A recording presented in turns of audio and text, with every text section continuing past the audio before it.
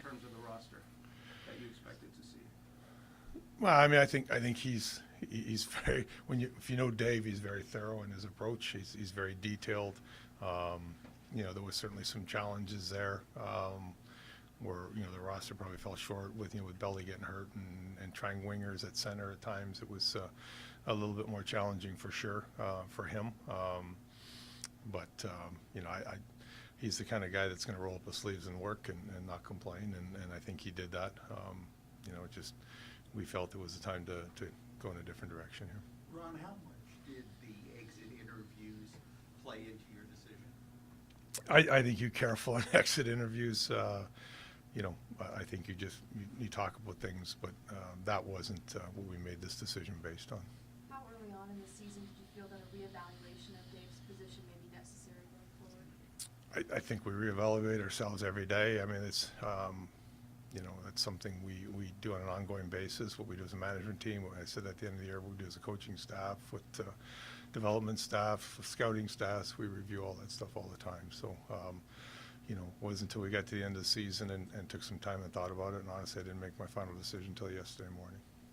Ron, can you speak a little bit to the sort of the personal side of a decision like this? I mean, I would imagine you have a pretty close relationship with Dave at this point. How difficult was this for you to make this call? It's really difficult. I mean, like I said, I think he was a good coach when we hired him. I still think he's a good coach. He's a terrific person. There's a lot of sacrifice that goes in, not only by him but by his wife and his family. And it's never easy to make a decision like this and tell somebody that you're relieving them of their duties. So it's extremely sad day in that regard. Is there anything you can tell us at this point? I know it's very early, but in terms of what attributes come to mind that you might want to see in his predecessor? Yeah, I thought I might get that question. I think if I answer that question, it's going to be tied to this is what I didn't think Dave was doing, and so I'd rather not really do that at this point. But we will start the search immediately. Ron, you mentioned the streaks. Is there anything from your days of playing or coaching, or obviously now in the front office, that helps to break those? Or, I mean, it's kind of a tough question to answer, but thoughts on that? Yeah, I think if everybody had the answer, they wouldn't happen as often or as long as they do, right? By the same token, we had a 9-game winning streak and 11-0-2 stretch too. So it's, there was some positives to that too. It's just we seem to be up and down. Some of that, that you can justify the start of some of the stretches with injuries or illness or what have you. But we just seem to be up and down more so this year than we had been. Why keep Lowry and Leach as opposed to McFarland? It's just my decision as I'm analyzing not only Dave but the entire staff. Ron, how surprised are you that this is a decision you're making after this year, given the season you had a year ago, given the extension coming into the season, that this is the way this year went to where you're making a call like this? Yeah, no, I mean, we had a real good season last year, went probably better than we expected, and our staff did a good job, and they got rewarded for it. I mean, this season didn't go as well as we had hoped, and then you got to look at things and try and make decisions at the end of the season, and that's where we ended up at this point today. Did you inform the staff yesterday? Did I inform? Did you inform the staff yesterday? No, I met with Dave, starting with Dave this morning at 10 a.m. Here. Yep. Do you have a definite timeline as far as when you want to have the coaching position filled? I don't have a definite timeline. Like I said, we'll start the process right away, and goal is to get the right guy we think to help lead the organization moving forward.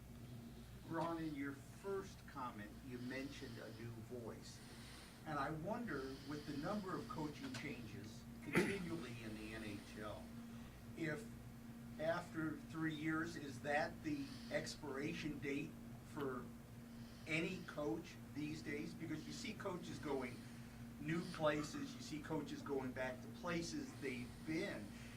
Is it just a fact of life these days that new voices are needed after a certain number of years? I wouldn't say there's a set number of, whether it's 1 year, 3 years, 5 years. I think every situation is unique, and you look at each sort of situation individually. But he didn't forget how to coach in the last 12 months. Did he get worse at coaching? I mean, something changed. If you say Well, I think you look at a lot of dynamics of your team, your locker room, your performance on the ice. There's a lot of things that factor in, but you're saying you have to do that every 3 years, and I'm saying that I don't think that's necessarily the case. But. Ron, half the league has changed head coaches since the end of last season. Why do you think it is such a volatile job nowadays in the NHL with the way the league Well, I think there's so much at stake, right? The parity in the league is so close. On any given night, you can win or lose, and you know, the expectations are you know, probably more intense now than they've ever been. When you look at you know, teams can just get into a playoffs and have a chance to win the cup. So there's a lot of pressure to get in. There's no easy, you know, route to getting in. It's a long season. There's a lot of things that can happen over the course of the season. I think these all factor into, you know, some of those decisions that are made. With Paul being let go, can you speak a little more to your evaluation of him, particularly running the power play for the last 3 years? Yeah, no, that's, you know, obviously that's what we're looking at as part of that, because he was in charge of that. So, you know, I've had different conversations and watched it, and just felt that it was a change we needed to make. You know, where we go from there as far as the replacing him when the power play guy, we have to see where that falls out as well. Ron, at exit interviews, Vince Dunn said he never thought that Dave had lost the room. I feel like we hear that phrase sometimes. Did you get that sense from talking to the players that they still kind of had his back, the message was still getting through? Yeah, I don't, I said, like, that's the exit interviews and stuff. I'm watching each and every night, and that's what I'm trying to see, whether I think that. I don't think that the players, you know, quit on Dave. I thought even their first season, as tough as that was with COVID and stuff, they continued to work hard for him. Last year was the same thing, and I think this year, you know, same thing. They worked hard for him. You know, we just didn't get the results that we wanted to get.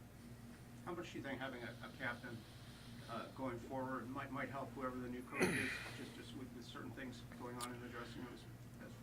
Yeah, I think our leadership group is good. I think that relationship between our coach and the leaders was solid. It has something that we talked about this year about moving forward, and certainly that's something we'll explore, you know, over the course of the summer as we get the new coach in place and what we want to do heading into next season for sure.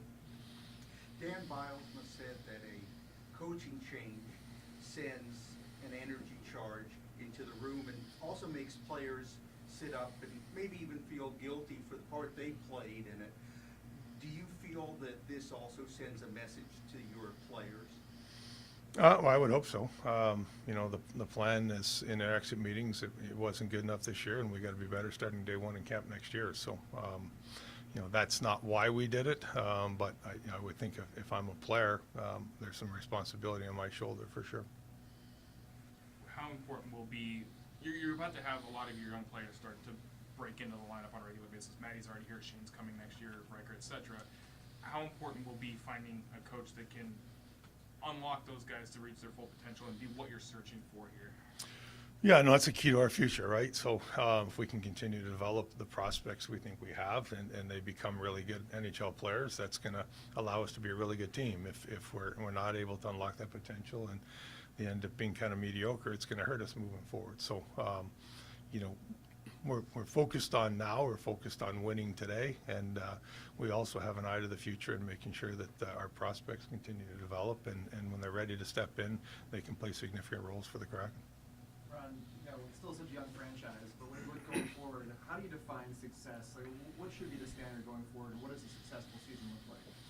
Well, I think our goal is like a lot of teams every year. You want to make the playoffs, right? And that's not why we made the change, because we didn't make it this year. But our goal every year as we step out is to get into the playoffs. And I think once you get into the playoffs, you know, you look at the difference between the top teams and the teams that finish in the wild card spots. There's not much. So you want an invitation to the dance, and then once you get to the dance, you want to be able to have success while you're there. Good. Great. All right. Thank you. Appreciate y'all coming Thanks, out Ron. today. All right, Appreciate thank you. you. Appreciate it.